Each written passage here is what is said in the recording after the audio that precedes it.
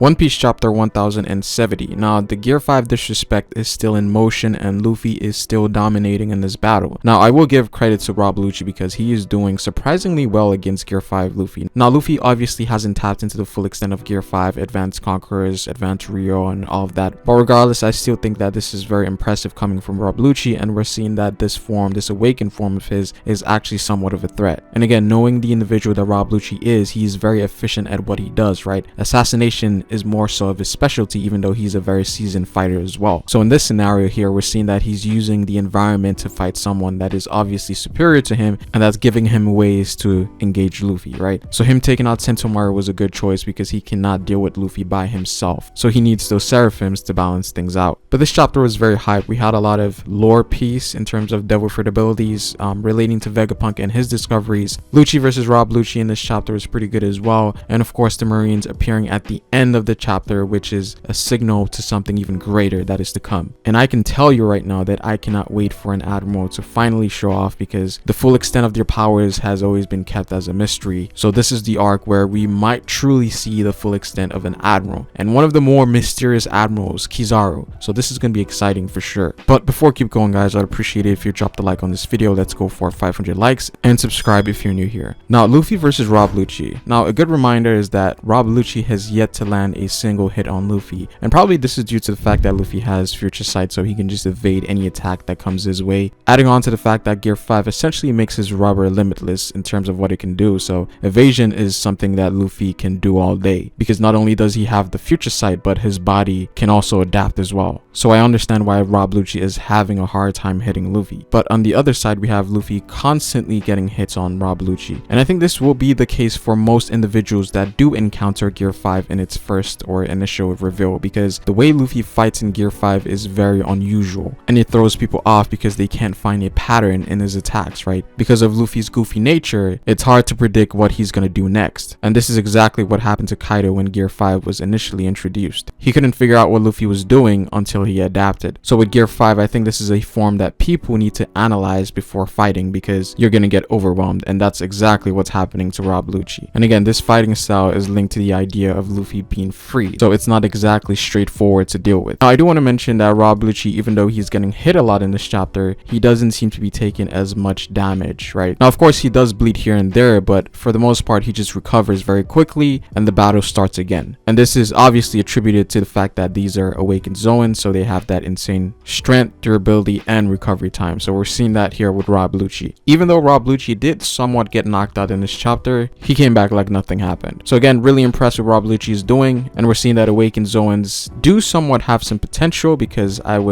felt like Wano sort of destroyed the portrayal that these guys had, because the Flying Six and the Calamities for the most part were very disappointing in terms of their use of their Zoan ability. But with Rob Lucci back in play and revealing this awakened form, the stocks for Zoan has definitely risen once again. So again, I did like this encounter that we had with Rob Lucci and Luffy, just showing Luffy's dominance in Gear 5 and how unusual his fighting style is in this form. And I think that the more that I see Gear 5, the more that I like it, because Luffy is an absolute troll in this form. Now, moving on to Vegapunk here, we do get some very interesting reveals when it comes to his discoveries and how he was able to recreate Devil Fruit abilities. And here he gives us a full breakdown on how it works. Now, when it comes to Zoans, he essentially tells us that this type is the only type that can be manufactured. And I'm guessing this is because Zoans have another being within them, and that's why they can be created. And I guess the idea of Zoans having a will of their own probably plays some part in this as well. But I think for the most part, we always figured that Zoan types were easily created because things like animals existed in the One Piece world, so they could just splice animal DNA and just recreate them in Devil Fruits. And we somewhat saw that with Caesar and what he was doing with Smiles. Now, Vegapunk does go on to say that he can also reproduce mythical Zoans, of course if he had a lot of resources and time. And obviously Kaido's Devil Fruit is the one and only example that we have here. But again, it doesn't seem like this is a very viable method, because it seems to be very expensive and it takes a lot of time, and we know that he's only manufacturing manufactured only one mythical Zoan in the entire series. So it is possible, but not very viable. But he doesn't actually go in depth into how mythical Zoans are created. But more than likely it's related to lineage factor, because we know that Kaido's fruit was created with Kaido's own lineage factor. So that's obviously key here. Now when it comes to the Paramecia class, it is mentioned that once you're able to get a hold of the user's lineage factor, you can refine some sort of special blood type, and I'm guessing if you ingest or sort of have this blood flowing through your system, you can acquire said ability, and that is the green blood that we see within the Seraphims. And honestly, this could give some sort of foundation as to how Blackbeard was able to steal Whitebeard's devil fruit. We know that Whitebeard's devil fruit was a Paramecia, so maybe Blackbeard did something very similar here, in which he was able to assimilate Whitebeard's blood within his system, and maybe that's why his body is abnormal, because he can host several people's bloods. Definitely something to think about, because Vegapunk is revealing a lot here. And finally, when it comes to the Logias, it is mentioned here by Vegapunk that he's done everything that he could, but in terms of reproducing them, it's almost impossible, or at least it's very difficult to do so, and more than likely hasn't achieved it yet. So there's definitely something very special about Logias, because having the ability to turn into something that's intangible, I would like to guess would be very hard to replicate, right? So I feel like there's definitely some sort of hype around Logias that Oda is building, and with Kizaru coming to Egghead, some things may get explained there. Now Vegapunk also mentioned something very interesting, and a question that I've had for a very long time, and that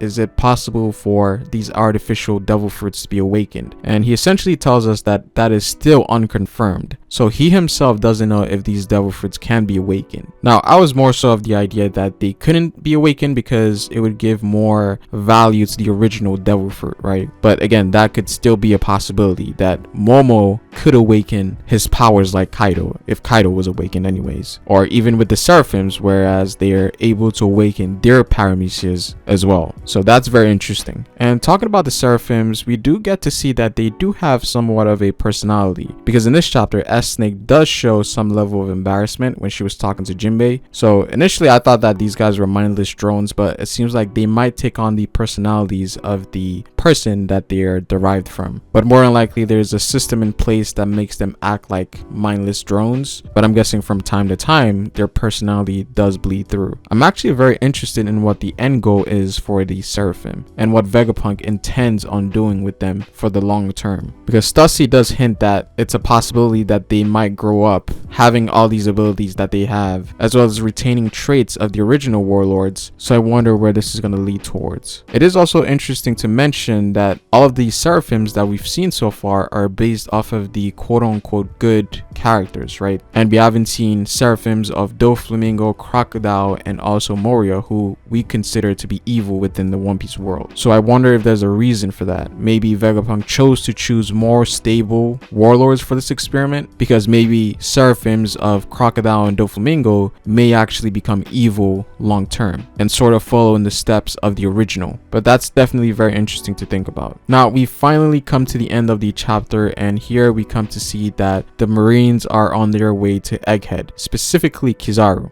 which we already knew based on the last chapter. And judging from what he says here, in which he talks about bringing as many warships as possible to Egghead, it seems like he's trying to start a war, at least a battle with Luffy. And if Kizaru does show up with a fleet, as well as the forces that Rob Lucci currently has on Egghead, I would definitely say that the Straw Hats will be outnumbered and outmatched, because there's too many forces on the Marine side, especially now that they have control of the Seraphims. And even when it comes to Luffy, I still think that the Yonkos and the Admirals are still fair game for Luffy at this point. Even though he defeated Kaido, I still think an Admiral is a legitimate threat to him, and more than likely can result in a full-scale battle. But this is hype. Kizaru finally making a move is definitely something that we've been waiting for the longest, because Akainu has been telling him to chill, but it's finally time we get that Kizaru action, and I think he might go crazy. So I'm definitely excited for that. But that is pretty much it for this video, guys. I'd appreciate it if you dropped a like on this video, comment down below what you guys think, subscribe if you're new here, hit the bell if you want to get notified for future content. You can follow me on Twitter at Ferrospace, but it is Ferro, guys, and I will see you folks later. Peace.